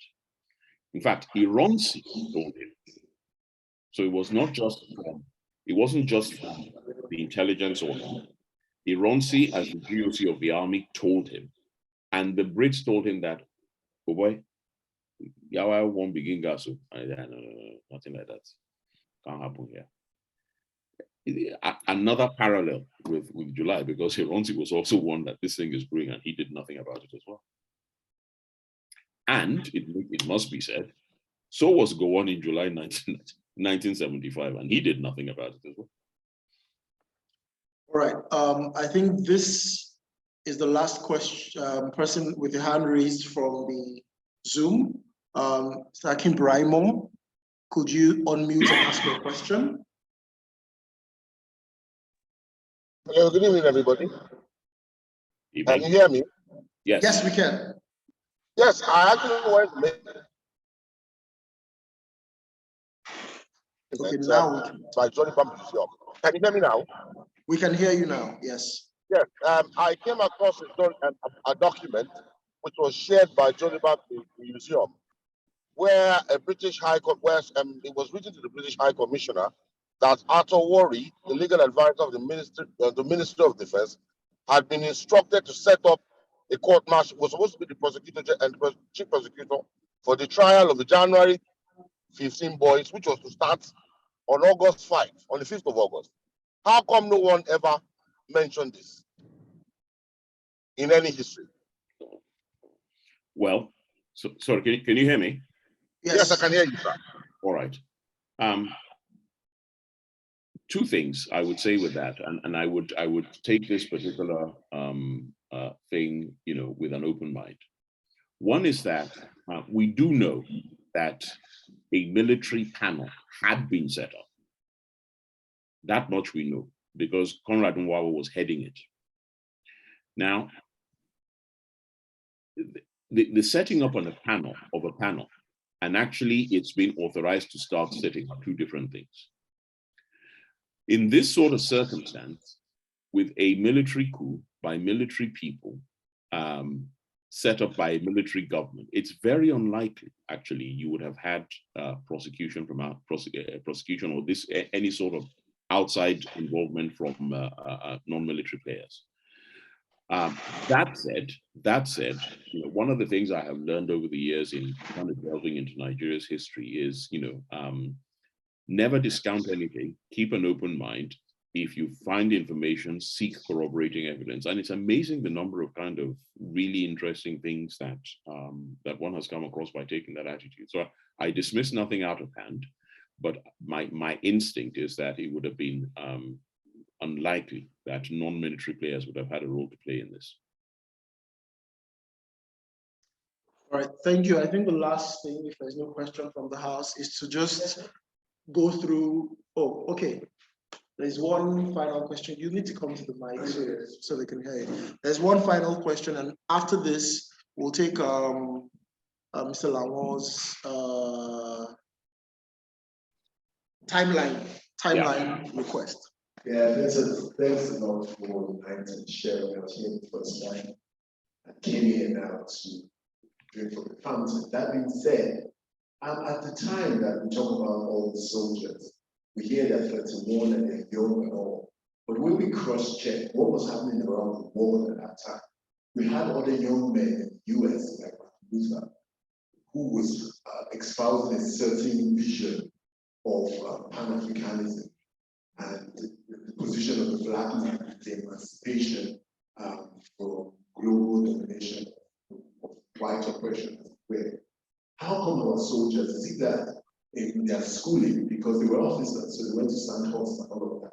Is it that in their training there is nothing that is political? There's nothing that breeds ideological grounding in their heads, because they all sound like men that just knew how to operate guns and everything, not like people who had any, let's say, any idea of, even if it's not governance, but at least an aspiration of human development of their kind. There's no, I can't see any evidence of either Gowon as espousing something that was on the kind of level of what someone who was his age was espousing in America. Can you just, you as a soldier who has gone through that training, is it just only guns and bullets and group and bombs? Nothing else? Interesting question. Okay. No, it's not. And I think we have to be situation specific here. You know, in 1966, the senior leadership of the Nigerian Armed Forces, the army in particular, had all been brought up in the British tradition of non-involvement in politics. And this was something that was very firmly ingrained into them throughout their training, whether as other ranks, the likes of the people like Ironsi and Ademulekun, or regular combatant officers like the Mai Malaris and Gowons. Politics is not what the army is there to do. Second is that when you go higher up the pyramid, when you start to get to the levels of what used to be called the Imperial Defense College, now the Royal College of Defense Studies, and there were a couple of Nigerian officers who attended that, Kuru Mohammed, Adebayo, Umudipe. You begin to be exposed to, I don't want to kind of go into too much technical jargon, but roughly speaking, there's a tactical level of military operations, which is what, close with the enemy, and kill them. The guns and bullets you refer to. There's the military strategic level. There's the operational level above the tactical, which is where you, in essence, you develop the concepts by which the tactical level fight. And that's kind of like at brigade commander level, brigade divisional commander. Then you have military strategic, which is when you are really at the level of, service chiefs, who kind of sets the overarching strategy looking 10, 15 years into the future for their service and military operations and so on. And then the final tier is grand strategic, which is where the politicians make those kind of policy decisions. And when you start to get to places like IDC, RCDS, or the National War College, as now is, you begin to be exposed to that level of thinking, or Kuru, another very good example.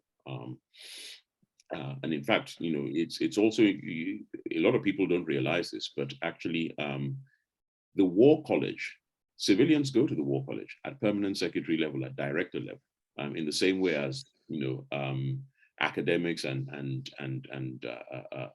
civil servants go to Kuru, as well as soldiers and police. So you begin to, you at that level, you're thinking about kind of strategy formulation and so on and so forth. This wasn't as widely spread in the Nigerian Army of 1966 as it is in the Nigerian Army of 2022, or kind of comparable armies around the world. What doesn't happen is they are not ideological training schools. They are schools that expose people to different ideas and develop the concept of critical thinking. But they are not there to indoctrinate in any way, shape, or form. So you do not, I think it was Ironsi himself who once said, I asked for soldiers, they gave me politicians in uniform. So that's not what they're there for, and I think most soldiers will agree that wandering off down ideological rabbit holes is not what we're there to. That's not our primary function.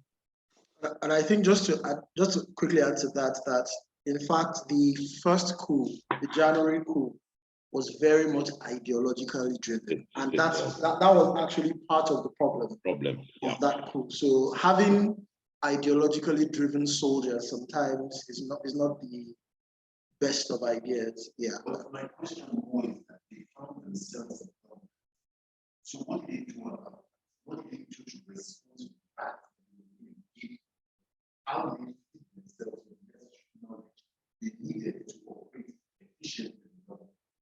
They didn't, when they found themselves in governance, they weren't equipped. But what they did was to depend on the civil servants that had been around before, who were experienced in governance. Civil servants and all of that stuff. Oh, by that time it was bad. But talking about Ironsi's time and Gowon's time, it was, I mean, Ironsi, for example, brought in Nwokedi, who was a permanent secretary, brought in Pius Okibo, who was a world-renowned economist and all of those kinds of things. So that's what they tried to depend on at that time, but clearly it still didn't work. Okay, so Lawan's timeline. Okay. We actually have 10 minutes. We started at 5:10, and this was supposed to be for 2 hours. So we have 7 minutes. Okay, well, to do that. Very, very briefly. So starting from January, there was a January coup. Then the plotters were arrested over January and February. Interrogations were completed by March. Reports were submitted in terms of making the case for court-martial. There was all sorts of foot dragging going on. Then in May, Ironsi promulgates his Decree 34. The country explodes into the first round of violence and aggression, particularly in the north against Southerners, particularly the Easterners.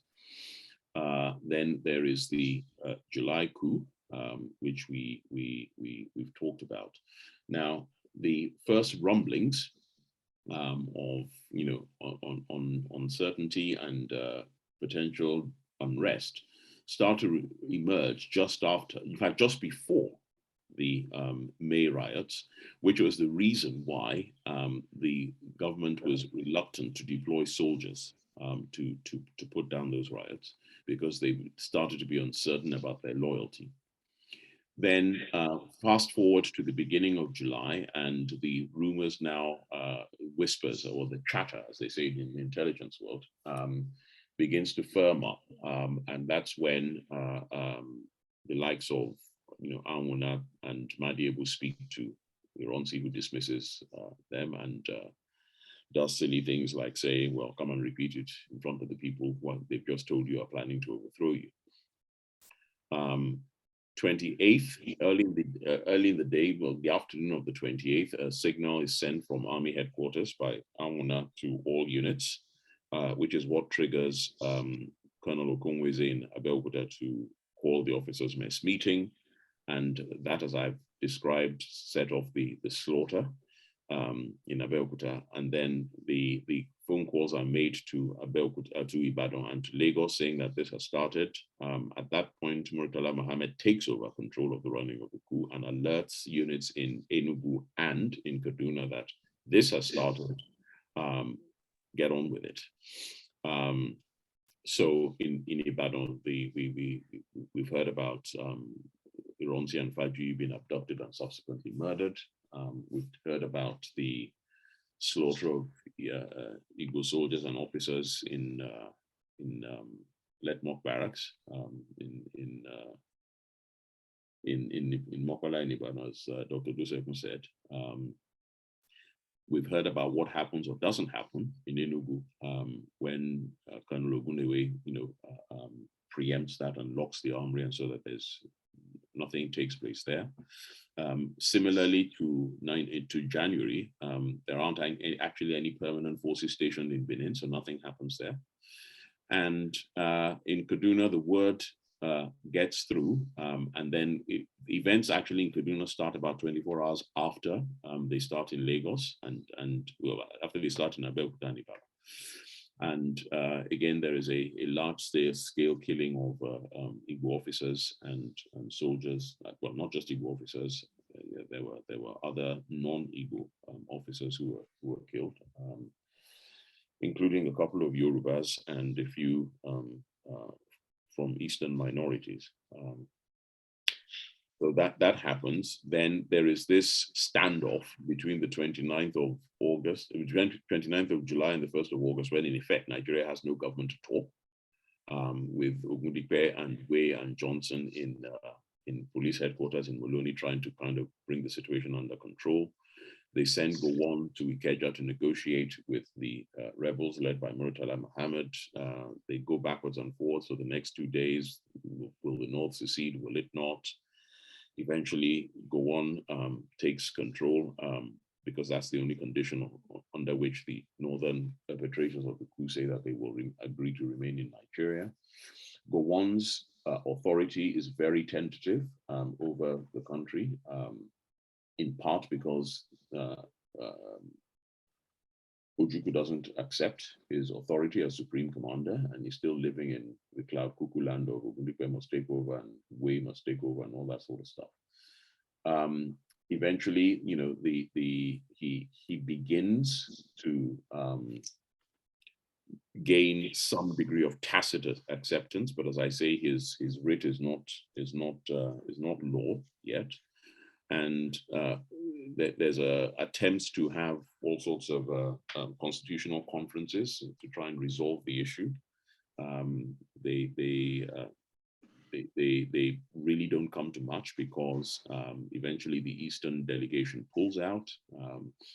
There are all sorts of discussions about what sort of form of governance Nigeria is going to take. Eventually, the Constitutional Conference is postponed indefinitely, and that is because of the subsequent, much larger pogroms against the Easterners in late September, early October.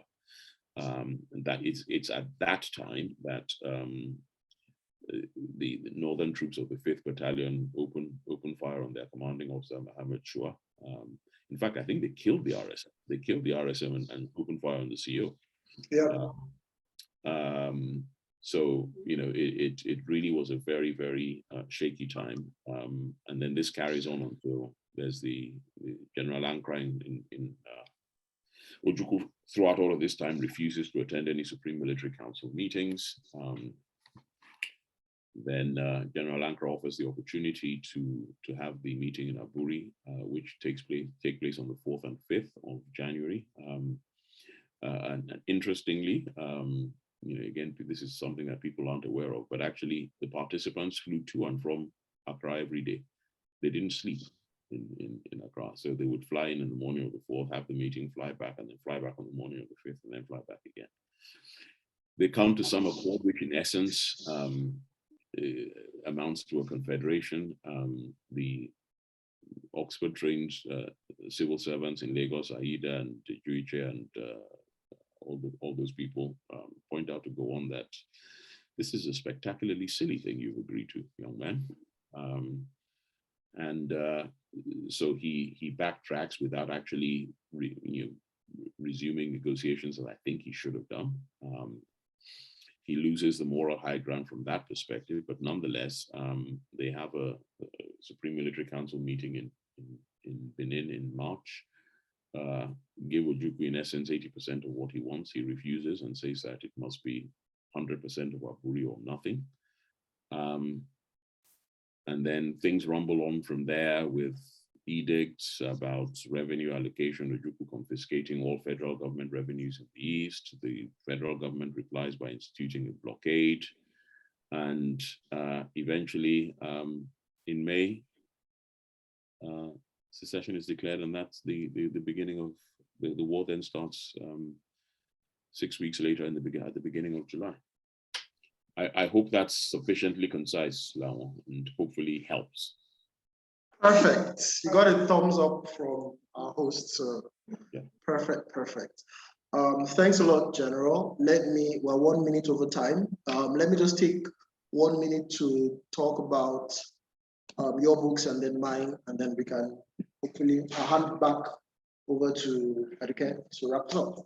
Okay, so as we know, our speaker today is a retired Major General from the British Army. He's also an Egba chief, where he works closely with General Obasanjo. He's also a very well-known avid historian and is one of the authorities on Nigeria's military history. His book, Hubris, is a must read, and if you haven't read it, you should get it. What did you say? And you can buy it in Loving Lagos, here in Oniko. He's working currently on another book he mentioned during the course of this conversation on the Nigerian Civil War. And he's going to take it in multiple dimensions, a bit different from the approaches other people have taken, where he will talk about the military strategy and talk about politics and all the other things that, that we're familiar with. That promises to be explosive, and we look forward to it. He hasn't told us when it's going to come out, when it's due out, so maybe he wants to tell us now, or shall we still? I wish I knew. but that's it. My name is Tunde Ajileye. I'm an author as well. I write historical fiction. I've written 2 interesting pieces of the historical fiction based on the period when the Oyo Empire was collapsing. The first is called Afonja the Rise and chronicles how Afonja rose, essentially.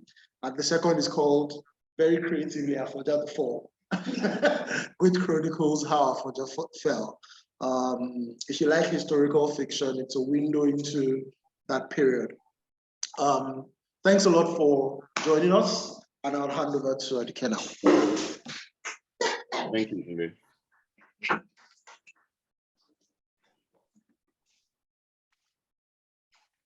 Thank you so much.